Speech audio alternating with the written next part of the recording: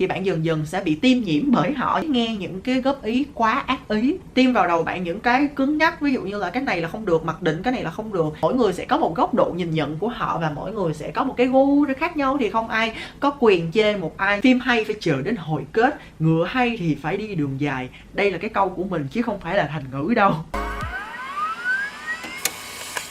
Xin chào các bạn, chào mừng các bạn đã trở lại với video của mình và mình là Minh Comment đây. Nếu như bạn là một người đam mê nhảy múa, bạn thích vũ đạo, bạn thích trình diễn và thể hiện bản thân mình thông qua âm nhạc, nhưng mà cái nơi sinh sống của bạn lại không có studio để mà học nhảy, hay là bạn là một học sinh không có đủ điều kiện, còn phụ thuộc vào tài chính của ba mẹ cho tiền các bạn sinh hoạt giống như mình hồi nhỏ vậy đó. Và cái cuối cùng đó chính là cái giãn cách xã hội nè, cái mùa dịch hiện tại nè, thì trong mấy năm nay thì các bạn có thể thấy là thậm chí những cái dance camp lớn và thậm chí là những cái lớp học nhảy cũng phải đóng lại, nhưng mà bạn vẫn muốn là vận động và bạn vẫn muốn nhảy giỏi hơn, bạn muốn luyện tập cũng như là bạn muốn tận dụng những khoảng thời gian của mình có để trau dồi cái khả năng của mình, mặc dù là thiếu đi những cái phương tiện, thiếu đi những cái vật chất. Thì đây là video dành cho bạn đó. Các bạn sẽ xem hết video này để mà có thể biết được những cái cách mà mình chia sẻ. Let's go. Mấy bạn phải hiểu được một cái sự thật, đó chính là khi mà một người mà được đến lớp học, đi học những cái dance camp lớn, được học từ những giáo viên giỏi, thì tất nhiên là bạn sẽ giỏi nhanh hơn và bạn sẽ có cái vốn tích lũy kinh nghiệm và những cái va chạm thực tế để giúp cho kinh nghiệm nhảy múa của bạn nó tốt hơn, giỏi hơn là chuyện hết sức bình thường. Nhưng bên cạnh đó, ví dụ như bạn thiếu đi những cái vật chất và bạn đam mê quá lớn và bạn yêu thích quá nhiều, thì điều thứ nhất bạn cần làm đó chính là freestyle. Freestyle mình có thể hiểu đó chính là nhảy tự do, muốn nhảy gì nhảy, nhảy gì lum la cũng được. Đừng có quá khắt khe và đừng có quá đặt nặng vấn đề nhảy là phải thế này, nhảy là phải thế kia. Đó là vì bạn đã xem quá nhiều video trước đó và bạn đã thấy người này nhảy thế này, người kia nhảy thế này. Nhưng các bạn có thể biết là những dancer chuyên nghiệp, rồi thậm chí là đỉnh cao của thế giới, họ đều có một cái foundation. Mỗi người sẽ có một câu chuyện riêng, mỗi người sẽ có một cái nền tảng khác nhau, cho nên là cái vốn động tác của họ nó sẽ rất là khác biệt và bạn cũng có thể tạo ra sự khác biệt đó. Vậy thì khi mà bạn freestyle là cái cách mà bạn tìm hiểu ra những cái luật động mới và những cái chuyển động mới trong cơ thể của bạn. Bạn sẽ khám phá ra được những cái góc độ, những cái mặt phẳng trên bờ,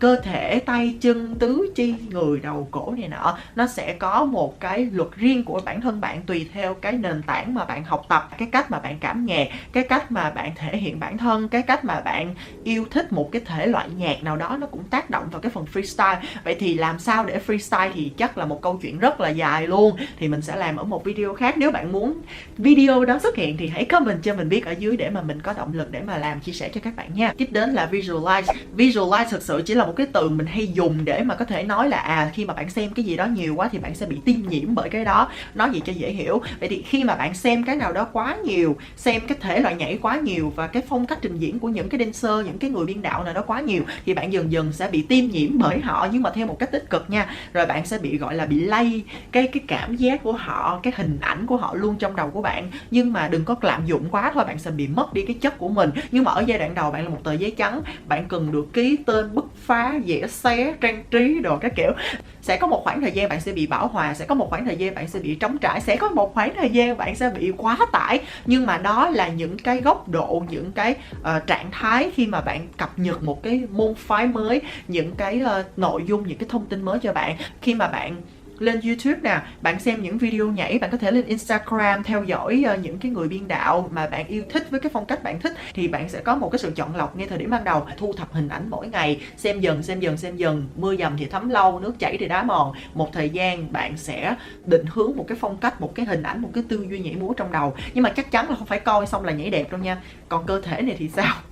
Mình không tập làm sao mà mình muốn đẹp được. Đến với cách thứ ba, đó chính là bạn cần phải học cơ bản. Nếu như mà bạn không có đến được với các lớp, hoặc là bạn đã từng có cơ hội học cơ bản rồi đó, thì hãy ôn đi ôn lại nó nhiều hơn. Và tiếp theo cái câu chuyện mà ở trên mình mới nói là khi mà bạn đã xác định rằng bạn có một cái thể loại nhất định rồi đó, bạn xác định là tôi muốn chọn cái thể loại này, trải nghiệm nó và mình muốn là cái vũ công nhảy cái thể loại chính này. Vậy thì bạn sẽ lên mạng và bạn search cái thể loại đó kèm theo cái dòng chữ kiểu như là basic steps hay là foundation, hay là for beginner là những cái cụm từ mà cho cái khóa học đầu tiên. Ví dụ như có một thời gian trước đây mà mình rất là thích những cái bước chân á, thì mình học hip hop steps nè, hay mình học house nè, hay là mình học locking kiểu vậy, thì mình sẽ search hết và mình sẽ tập để mà mình cập nhật thêm cái vốn từ vựng mới về vũ đạo của mình. Cái thứ tư để mà bổ trợ cho cái cách thứ ba, đó chính là bạn tham gia những cái khóa học như học online Zoom class trong học văn hóa,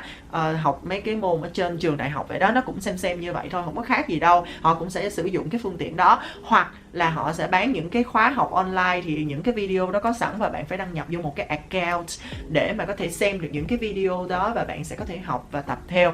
Gọi là tiền nào của đó luôn, tùy theo mỗi khóa học thì rẻ mắc tùy theo túi tiền mỗi người, mình không có dám nói là cái nào mắc cái nào rẻ, nhưng mà đa phần thì đều tốt. Chỉ có cái là khi mà bạn thích một thể loại nào, ví dụ như ballet, modern jazz, tap dance, hip hop hay là locking, hay là những cái thể loại choreography mà nhảy theo bài dựng á, thì bạn sẽ tìm những cái người nào bạn yêu thích thì bạn sẽ tìm được những cái khóa học, thậm chí là bạn inbox hẳn cho họ để mà bạn có thể hỏi những cái khóa học online đó, để mà mình có thể có những cái nội dung thiết thực, bổ ích để mà mình có thể nâng cấp bản thân mình thông qua những cái bài học đó. Bước thứ 5, bước này thì mình mới nhận ra được cái tầm quan trọng của nó. Trước đây thì thực sự ra một cách ngẫu nhiên, một cách vô tình thì mình cũng có làm, nhưng mà thực sự mình không có chú tâm vô. Vậy thì cái cách này đó chính là quay lại cái sản phẩm, quay lại cái bài nhảy, quay lại cái lúc mà bạn chuyển động và bạn tập freestyle để mà bạn có thể học từ bản thân mình những cái lỗi trong đó. Khi mà mình kiểu có những cái cảm giác mới, cái mình quay lại cái lúc mà mình coi lại, mình thấy ôi cái lúc này cái tay của tôi sao mà nó ngắn quá, cái đầu thì nhảy bị rụt vô, nhảy mà cái người nó biết cụm kẹp cái tay này mình khó chịu. Thì sau những cái clip sau mình bắt đầu mình thoáng hơn, thì mình xem lại mình cảm thấy mình đã sửa được cái lỗi này rồi. Thì đây là một cái cách mà mình biết là có nhiều bạn làm lắm, nhưng mà mình mới chỉ nghĩ là kiểu là cần phải tập trung hơn trong cái cách này để mà có thể sửa những cái lỗi chính bản thân mình. Sau khi mà mình đã nhảy được rõ ràng, gãy gọn và mình biết là mình đang làm cái gì rồi á, nhưng mà những cái tiểu tiết, những cái chi tiết nó chưa được sắc nét, nó chưa được gọi là nghệ thuật theo cái cách mà mình muốn, thì mình sẽ quay video lại và mình phân tích. Lúc đó mình chưa duỗi mũi chân nè, lúc đó mình không thẳng tay, không thẳng chân, duỗi đầu, tóc, mặt, mũi. Rồi thậm chí là nếu bạn nào mà là vũ công mà chuyên về trình diễn và hay quay MV hay quay clip á, bạn sẽ thấy được một điều là mình tương tác với cái máy ảnh như thế nào, ánh mắt, thần thái và tay chân như thế nào, nó rất là quan trọng luôn. Thì là thông qua cái việc mà quay video kiểu là một cái bản nháp, một cái để mà mình rehearsal, mình tập thử á, thì đó là cái cách mà mình sửa được rất nhiều lỗi cho chính bản thân mình. Thì là sau mỗi lần bạn tập một cái bài nào đó trên một cái khóa học nào đó, bạn tự dựng bài, bạn thích freestyle, bạn quay lại và bạn sẽ xem được rất nhiều thứ hay ho và ngồi phân tích. Cái cách này nó sẽ chậm, nhưng mình chắc chắn là cái sự giỏi của bạn nó chất lượng và kiểu như nước tương đậm đà, thơm ngon về sau luôn á, rất là khó bị hư trở lại. Còn nếu mà mọi thứ nó phớt lờ và nhanh quá thì nó cũng sẽ không có hiệu quả riêng của nó, chỉ là nó không được đậm đà hương vị thơm ngon cho các món ăn. Bước thứ 6 là cái bước mà mình thích nhất, đó chính là biên đạo tự dựng bài. Nếu các bạn quan tâm dựng bài là như thế nào và muốn bản thân mình có một cái cách muốn phát triển mình hơn qua cái việc mà mình biên đạo và muốn trở thành biên đạo về sau, thì hãy comment cho mình biết ở dưới luôn. Vậy thì quay lại cái vấn đề, khi mà bạn tưởng tượng là cái việc mà bạn liên kết cái động tác giống như là một cách bạn ôn luyện lại những cái từ vựng mà ghép vô một cái mẫu đối thoại để mà nói chuyện giao tiếp một cái ngôn ngữ mới, nó được nhuần nhuyễn, nó được lưu loát hơn. Thì giống như khi nhảy á, bạn dựng nhiều cái tổ hợp, bạn dựng nhiều bài dựng, bạn dựng nhiều cái động tác, bạn cho cơ thể mình trải nghiệm nhiều cái chuyển động theo một cái chuỗi, thì có phải là cái cách cảm nhạc của bạn dần dần nó sẽ được tăng lên, cái gu thẩm mỹ của bạn nó cũng tăng lên, kết hợp với cái điều mà mình nói visualize á, thì bạn sẽ là một cái điều bổ trợ rất là nhiều cho cái việc mà bạn có một cái khung hình ảnh và bạn sẽ tạo ra được một cái style riêng của mình để mà bạn có thể dựng bài được tốt hơn. Và bên cạnh đó là bạn sẽ cho cơ thể mình những cái hình ảnh mới hơn, thì dần dần bạn sẽ định hướng được một cái style nhảy và bạn sẽ định hướng được cái cách cảm nhận âm nhạc, cảm thụ beat và cái cách chuyển động qua cơ thể của mình. Bước tiếp theo là một cái bước mà cực kỳ quan trọng, mình thấy hầu như các bạn trẻ hiện tại bỏ qua cái bước này, đó chính là tập kỹ năng bổ trợ. Tập kỹ năng bổ trợ là như thế nào? Tùy theo mỗi cái thể loại sẽ có những cái bổ trợ nó hợp lý cho cái thể loại đó, nhưng có những cái bổ trợ chung chúng ta cần phải có, đó chính là sức mạnh, sức bền, sự dẻo dai, và là tiểu xảo. Đầu tiên là về sức mạnh á, thì là nếu như bạn muốn làm những cái động tác nào mà như bật lên hay là những cái đoạn mà cao trào bạn cần phải phun lực ra để mà cái chuyển động của bạn vậy nè, đúng không? Thì bạn phải có lên xuống lên xuống lên xuống, thì để cho người ta thấy được những cái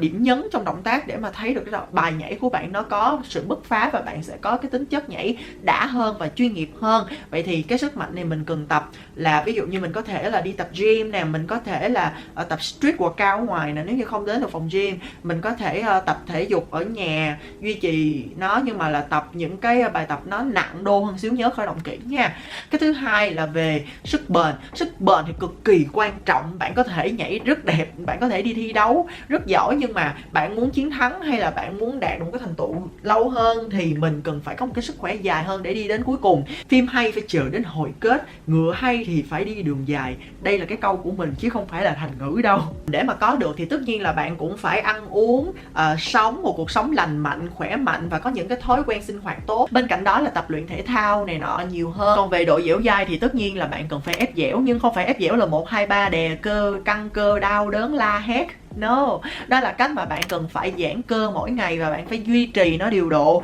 Tại vì cơ thể của bạn tất nhiên là phải co vô, giãn ra, chứ bạn muốn nó giãn xong rồi nó ở đó luôn thì bạn sẽ bị thái hóa cơ, rồi sao mà bạn sinh hoạt được, đúng không? Tiếp đến là cái tiểu xảo, kỹ thuật của một cái bộ môn nào đó nhất định. Mình lấy ví dụ nha, ví dụ như là bạn là bộ môn jazz, bạn muốn có những cái tiểu xảo kỹ thuật để đem vô một bài gọi là nó hơi lyrical, đương đại chút xíu, bay bổng, cao lượng, lộn mèo gì đó, thì bạn cần phải đi học gymnastics, bạn cần phải có những kỹ thuật nhào lộn hoặc là những cái floor works đó. Thì các floor works nó cũng kết hợp vô được trong b-boy luôn. Bạn đi đấu breakdance thì là bạn có được floor work, thì là cái vũ đạo của bạn nó trở nên khác biệt hơn so với các vũ công còn lại. Bên cạnh đó ví dụ như bạn có bone breaking nè,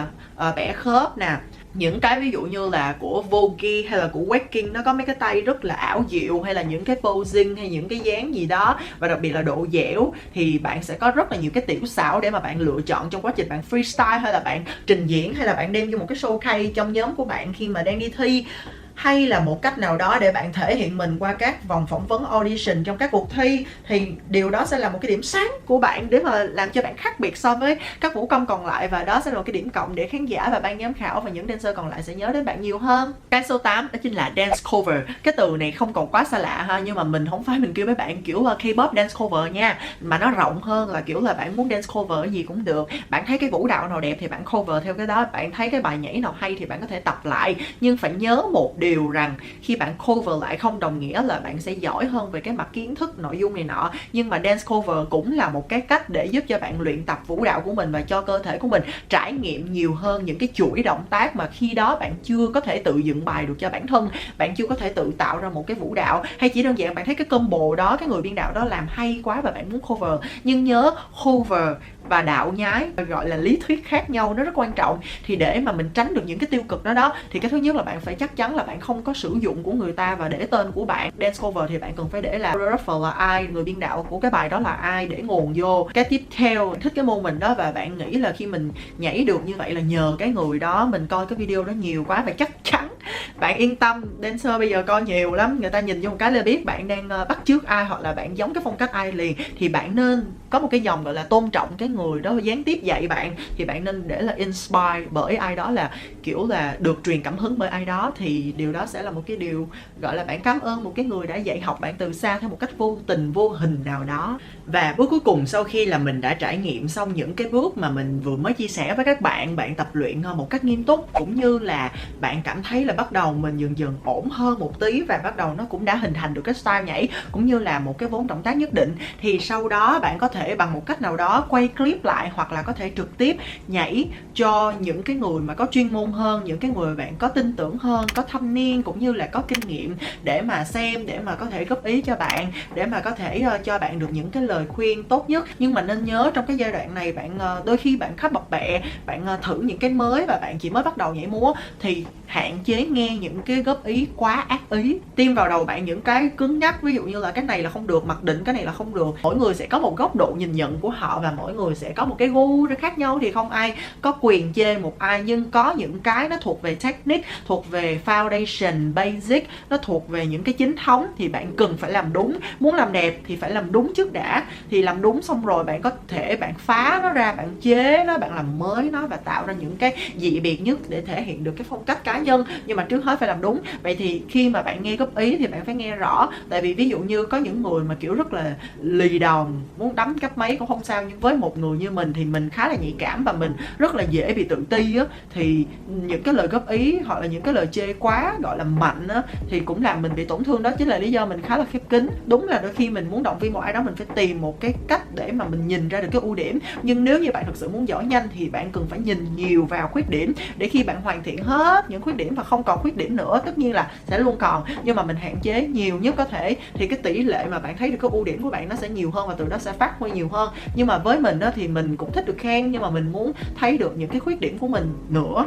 để mà mình có thể giỏi nữa, để mà mình có thể hoàn thiện được mình hơn, và những cái sản phẩm của mình nó sẽ chỉnh chu và nó sẽ mang cái tính chuyên nghiệp cao hơn nữa. Thì thật sự ra là trên thế giới á, rất là nhiều dancer giỏi, rất là nhiều người hay, nhưng mà không phải vì điều đó là mình không thể là người bắt đầu và mình không thể chậm trễ và mình bỏ cuộc như thế nào đó, vì mỗi người là một cá thể và nhảy để vui, nhảy để đơn giản thôi, cho nên đừng có quá cầu kỳ và phức tạp cái hình thức nội dung đó, bạn sẽ cảm thấy dần dần chán và dễ bị bỏ cuộc lắm. Vì vậy cho nên là hy vọng là chính cái điều này nó sẽ hữu ích và giúp được cho bạn phần nào. Thì khi mà có kết quả thì đừng ngần ngại quay clip và tag mình vô social media, Instagram, Facebook, YouTube chẳng hạn, thì là nhớ để nguồn nha, thì hãy tag mình vào với tên là Minh Comment. Và hy vọng là các bạn thích video này và hãy chia sẻ nó đến những người mà thực sự cần nó, và hãy like video cho mình và bấm chuông thông báo để luôn là người đầu tiên xem video của mình và không bỏ lỡ một video nào hết, và đăng ký kênh của mình để ủng hộ mình nha. Trời, làm hoài mà kiểu không phát triển thì cũng hơi buồn đó. Cho nên hy vọng các bạn có một ngày tuyệt vời và càng ngày càng giỏi hơn, và sẽ có những cái sản phẩm cũng như là nhảy đẹp hơn, hoặc là yêu cái sự vũ đạo của bản thân mình hơn. Xin chào và hẹn gặp lại. Bye bye.